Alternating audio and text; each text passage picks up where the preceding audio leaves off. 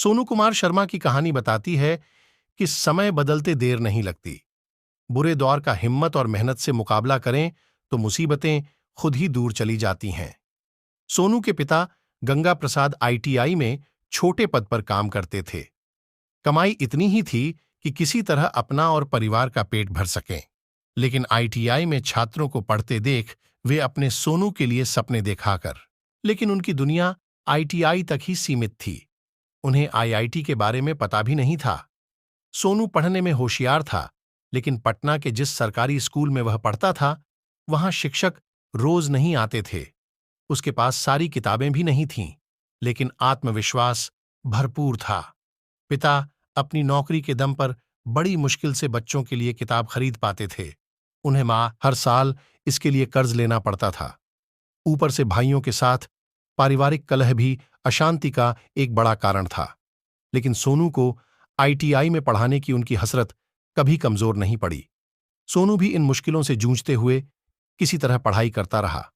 8वीं-9वीं कक्षा में था, तब भी वह रात को देर तक जगकर पढ़ाई करता रहता। उसकी यह धुन देखकर पिता मन ही मन खुश है, लेकिन दिल में कचोट होती थी कि वे बेटे की पढ़ाई की सारी जरूरतें पूरी नहीं कर पा रहे थे।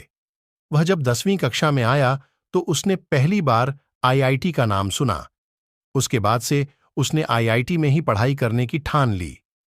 किसी तरह 10वीं पास करने के बाद उसने पिता को आईआईटी के बारे में बताया तो उन्होंने पहली बार में ही मना कर दिया।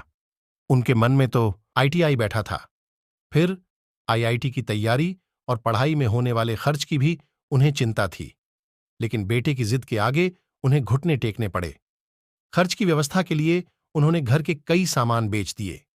इसी बीच सोनू को सुपर-30 के बारे में पता चला और एक दिन वह मेरे सामने था। बेहद शर्मीला और संकोची, लेकिन प्रतिभा से भरा हुआ। मैं पहली बार में ही उससे प्रभावित हुए बिना नहीं रह सका।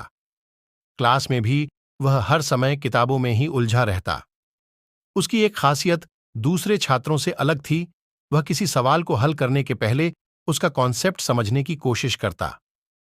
उसने तैयारी में कोई कसर नहीं छोड़ी। पिता का बिका हुआ घर और परिवार की गरीबी उसे हर पल याद रहते। साल 2010 में आईआईटी परीक्षा का रिजल्ट आया तो सोनू की खुशी का कोई ठिकाना नहीं था। उसे आईआईटी खड़गपुर में प्रवेश मिल गया था। पिता ने पूरे मोहल्ले में मिठाई बांटी, यह बताते हुए उनके बेटे का आईटीआई में सिलेक्शन हो गया है।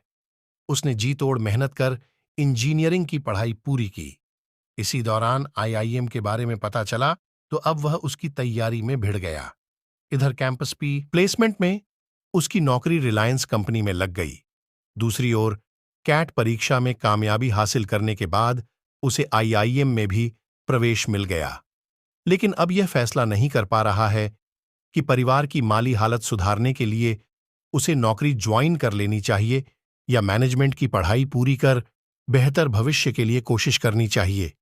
उसके पिता अब भी आईआईटी और आईटीआई के बीच का फर्क ज्यादा नहीं समझते, लेकिन इसका गुमान उन्हें जरूर है कि उनका खराब समय अब खत्म होने वाला है। हालांकि सोनू का संघर्ष अभी खत्म नहीं हुआ है। वह गरीब लोगों के लिए काफी कुछ करना चाहता है ताकि उसके जैसे दूसरे होनहार बच्चों को पढ़ाई के लिए इतना संघर्ष न करना पड़े। उसने मुझसे भी इस बारे में पूछा तो मैंने बस इतना ही कहा कि जो भी करो, दिल से करो।